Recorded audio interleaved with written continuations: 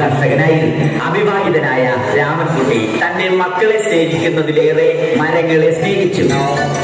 പെട്ടെന്നാണ് രാമൻകുട്ടി ആ കാഴ്ച കണ്ടത്. വഴിയിൽ ഒരു ജാതി മരം വീണ് കിടക്കുന്നു. രാമൻകുട്ടി ഒട്ടും അമാന്തിച്ചില്ല. ആ മരം പൊക്കാൻ ശ്രമിച്ചു.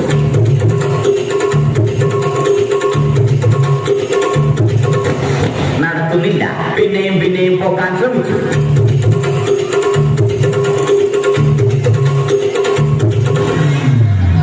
നടക്കുന്നില്ല.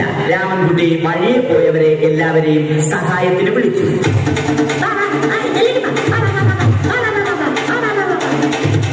ആരും വന്നില്ല. അവസാനം കുടുംബശ്രീ യൂണിറ്റിൽ തൊഴിലുറപ്പിന് പോകുന്ന പെണ്ണുങ്ങളെ സഹായത്തിന് വിളിച്ചു.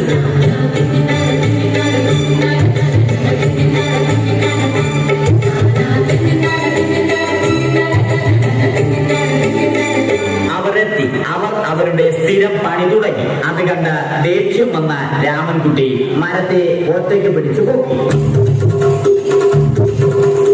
അത്ഭുതമെന്ന് പറയട്ടെ, മരം നേരെ. ഇത് കണ്ട തൊഴിലുറപ്പ് പെണ്ണുങ്ങൾ രാമൻകുട്ടിയോട് നോക്കുകൂലി ആവശ്യപ്പെട്ടു.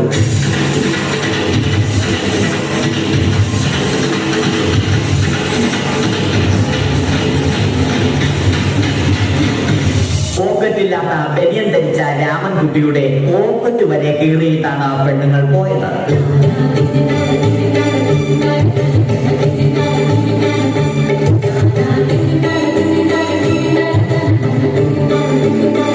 രാമൻകുട്ടി പിന്നീട് ഒന്നും ആലോചിച്ചില്ല.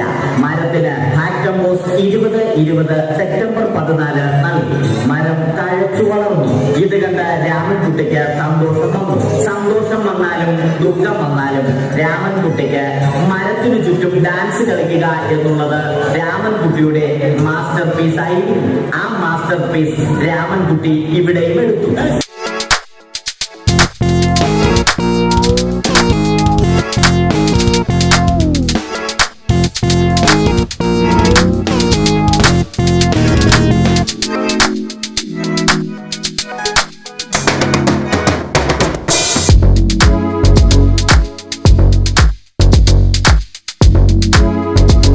ദൈവത്തോടായി പ്രാർത്ഥിച്ചു.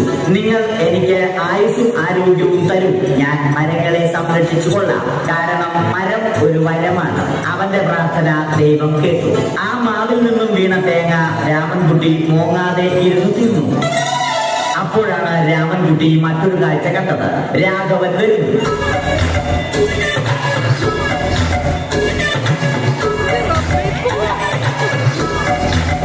മരം മുറിക്കൽ ഹോബിയാക്കിയ, അതിലുപരി ജോലിയാക്കിയ രാഘവൻ മരങ്ങളുടെ ശത്രുവൻ. മരങ്ങൾ മുറിച്ച് ഫർണിച്ചർ പണിയുന്നത് തെറ്റൻ. അവനെ ഇതിൽ നിന്നും പിന്തിരിപ്പിക്കണം. അവർ തമ്മിൽ ഒന്നും രണ്ടും പറഞ്ഞു. സംസാരം മൂത്ത് വാക്കേറ്റമായി. അത് പിന്നെ അടിയിൽ കലാശിച്ചു.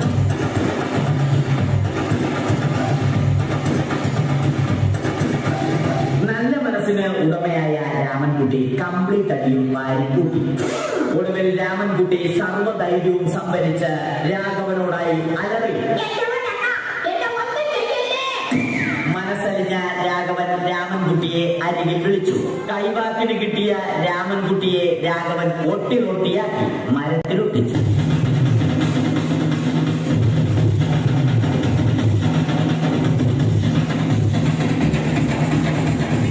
ഇന്നത്തെ പണി കഴിഞ്ഞ രാഘവൻ സംതൃപ്തിയോടെ വീട്ടിലേക്ക് മടങ്ങി.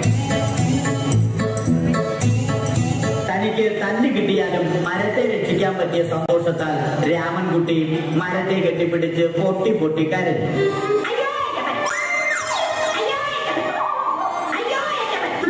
കാരണം മരം ഒരു വരമാണ്.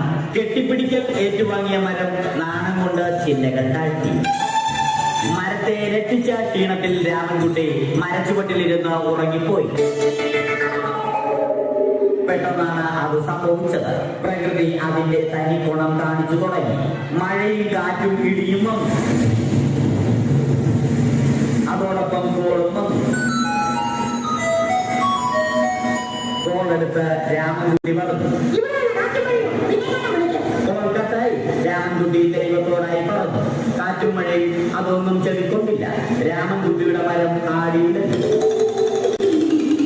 രാമൻകുട്ടി ദൈവത്തോടായി വീണ്ടും പറഞ്ഞു, മരം ഒരു വരമാണ്, മരത്തെ ഒന്നും ചെയ്യരുത്. വരം കിട്ടിയതുപോലെ രാമൻകുട്ടി തന്റെ ചൂണ്ടുവിരൽ കൊണ്ട് മരത്തെ താങ്ങി നിർത്തി. ചൂണ്ടുവിരൽ വളഞ്ഞ് ചൂണ്ട പോലെയായി. ഇനി മീൻ പിടിക്കാൻ കൊള്ളാം. അവസാനം സംഭവിക്കേണ്ടത് സംഭവിച്ചു. രാമൻകുട്ടി അടിയിലും മരം മുകളിലും. അന്ത്യശ്വാസം വലിക്കുന്നതിനു മുമ്പ് രാമൻകുട്ടി ദൈവത്തോടായി ഇങ്ങനെ പറഞ്ഞു,